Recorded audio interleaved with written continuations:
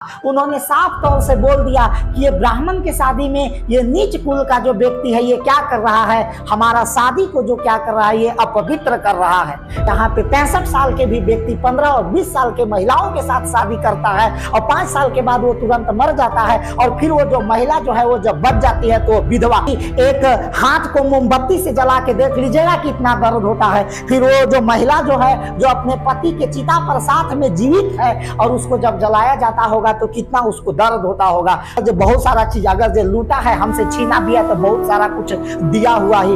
हम लोग के रहने के सलीका नहीं था, हम लोग के पढ़ने के सलीका नहीं था। आज हम विश्व में कहीं भी अगर जो गरम से गरम मिला करके चलने के लिए अगर जो तैयार जब हुए हैं तो वो भी लॉर्ड मैकाले का ऐसा शिक्षा पत्ती है। नहीं तो हम क्या कर रहे होते, वही पंडिताई झाड़ रहे होते, वही वो खाली भजन और कीर्तन कर लेने से हमारा देश बहुत ज्यादा आगे नहीं बढ़ जाता। वही महिलाओं का स्थिति, वही दलित समाज का स्थिति, कहीं से ये तर्क संगत नहीं है। नमस्कार दोस्तों, कैसे हैं आप? आप सब आशा है कि आप बहुत अच्छे होंगे। आज आप लोगों के लिए लेकर के आया हूं एक टॉपिक जिनका नाम है महात्मा ज्योतिबा फुले। अभी जस्ट जो महात्मा ज्योतिबा फुले का जन्मदिन के रूप में 11 अप्रैल को याद किया गया, क्योंकि हम सब लोग जानते हैं कि 11 अप्रैल 1827 ईस्वी को ज्योतिराव फुले को जन्म हुआ था महाराष्ट्र में। लेकिन इसके पीछे का जो कारण है कि आज जो हम ज्योतिबा फुले अथवा महात्मा ज्योतिबा फुले जी के बारे में जो बात करने आए हैं, इसके पहले का जो बात है वो क्या है, तो हम आपको बता दें। ये जो ज्योतिबा फुले जो हैं ये सतारा से पुणे रहने आए थे। इनके माता पिता, बल्कि इनके दादा आप कह सकते हैं कि दादा भी एक समय में बहुत उच्च लेवल तक, उच्च स्तर तक क्रांतिकारी रहे। इन्होंने ब्राह्मणवादियों को खंडन करने के लिए काफी लड़ाई लड़ा, लेकिन ये बहुत परेशानी में आ जाने के कारण इनके दादा जो थे वो पुणे पहुंच गए।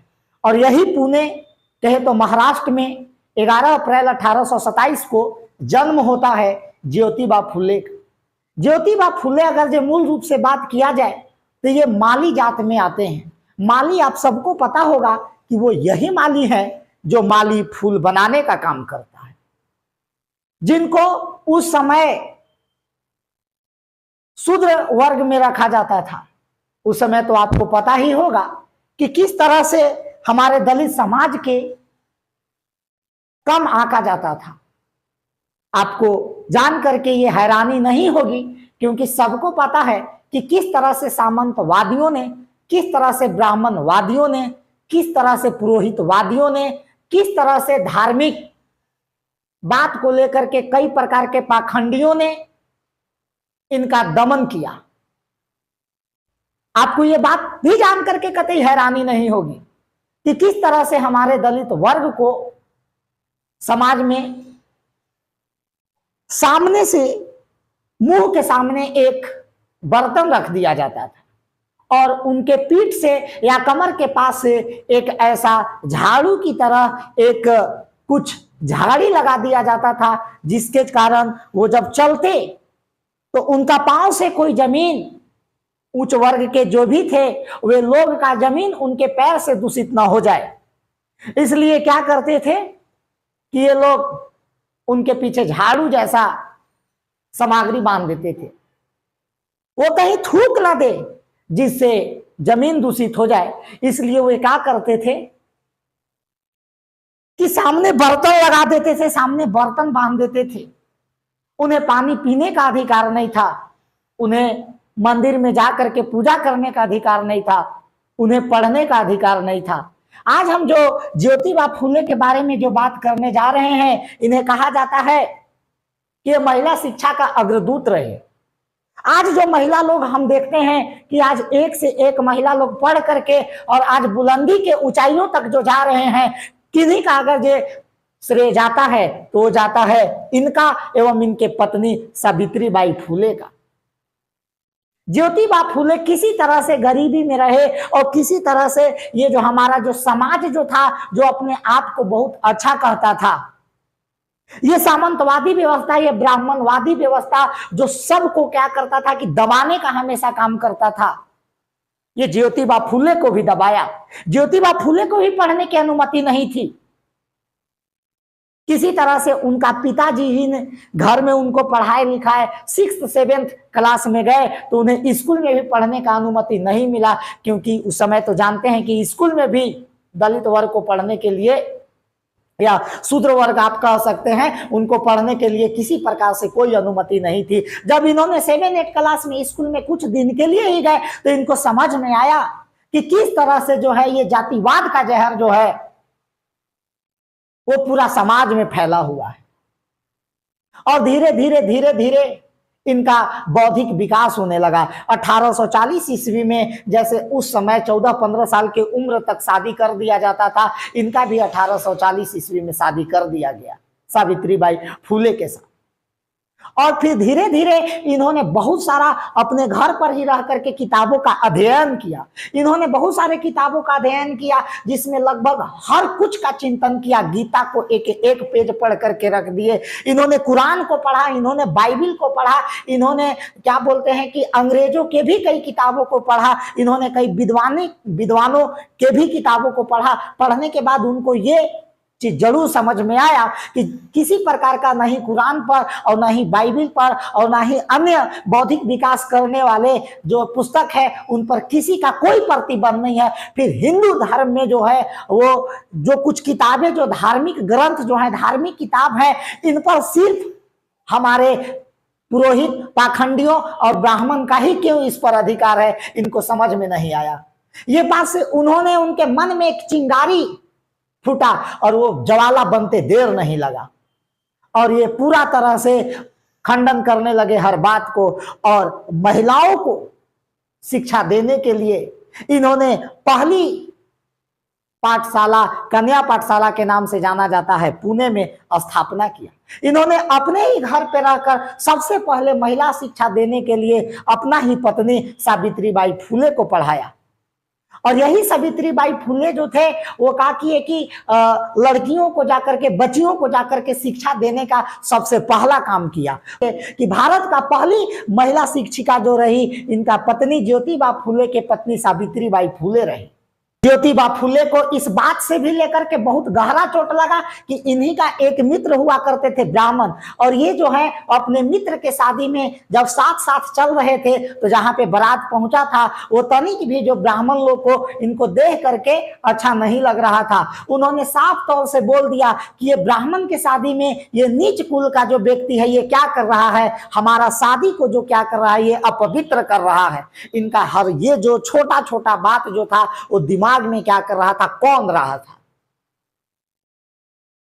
इनसे बहुत लोग प्रभावित हुए और प्रभावित होकर के बाद में धीरे धीरे धीरे धीरे कई कन्याओं का पाठशाला खुला। जो महिलाएं, जो लड़कियां जो आज से जो शिक्षा देख रहे, जो महिलाएं, जो लड़कियां जो आज शिक्षा ले रही हैं, ये शिक्षा तो उनको छोड़ दीजिए देने की बात, ये किताब छूना भी उनके लिए पाप था।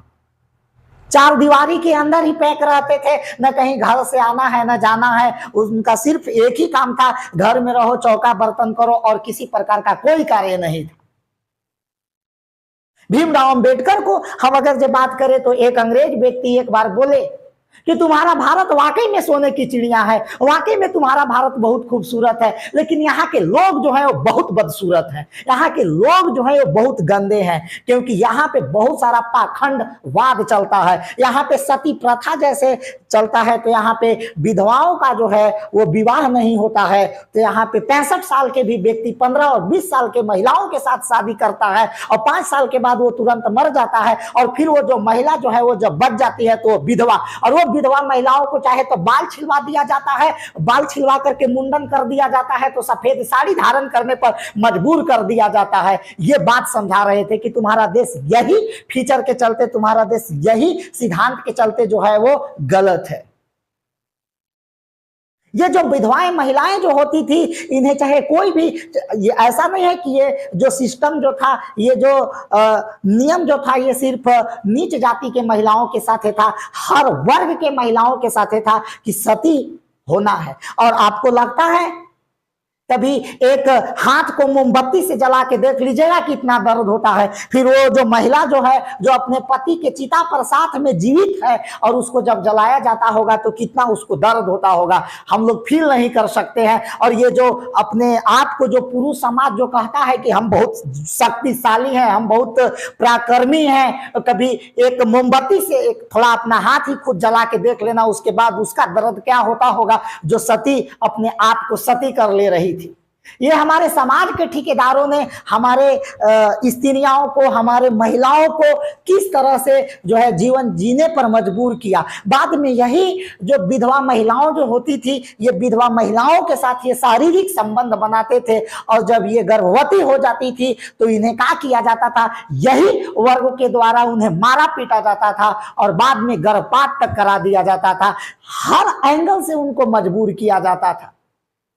तो कह ही नहीं सकते हैं कि किस तरह से हमारे यहाँ के लोगों का मनोवृत्ति था, मनोदशा था। लेकिन धीरे धीरे ऐसे ऐसे महान व्यक्ति हुए और समाज को क्या किए, सुधारे। इन्होंने सत्य शोधक समाज की स्थापना किया, इन्होंने त्रिरत्न जैसे बुक का रचना किया, इन्होंने क्या बोलते हैं कि गुलामगिरी ऐसे पुस्तक का भी रचना किया, जो कि आगे चलकर लोगों को जो है वो स्थिति को मजबूत करने में बहुत ही सहायक हुआ। तो बहुत सारे हमारे यहाँ ऐसे समाज सुधारक हुए, सोशल रिफॉर्मर हुए, जो यदि आज नहीं रहते तो हम वही जीवन जी रहे होते।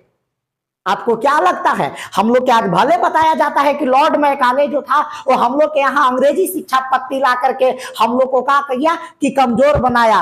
अरे हमको तो कभी कभार इस बात को, हमारा पर्सनल ओपिनियन है कि एकदम से खराब लगता है। क्यों खराब न लगे जी, हम लोग क्या जान रहे थे आधुनिकता के मामले में, संस्कृत पढ़ने, यही जान रहे थे पूजा पाठ करने। अरे अंग्रेज यहाँ पे आया और अगर जो बहुत सारा चीज अगर जो लूटा है, हमसे छीना भी है, तो बहुत सारा कुछ दिया हुआ ही। हम लोग के रहने के सलीका नहीं था, हम लोग के पढ़ने के सलीका नहीं था। आज हम विश्व में कहीं भी अगर जो कदम से कदम मिला करके चलने के लिए अगर जो तैयार जब हुए हैं, तो वो भी लॉर्ड मैकाले का ऐसा शिक्षा पत्ती है। नहीं तो हम क्या कर रहे होते, वही पंडिताई झाड़ रहे होते, वही वो खाली भजन और कीर्तन कर लेने से हमारा देश बहुत ज्यादा आगे नहीं बढ़ जाता। वही महिलाओं का स्थिति, वही दलित समाज का स्थिति, कहीं से ये तर्क संगत नहीं है। ऐसे ऐसे महान पुरुष को जो है मैं नमन करता हूं, और मैं आप लोगों से अगले वीडियो में मिलता हूं। तब तक के लिए सभी को धन्यवाद।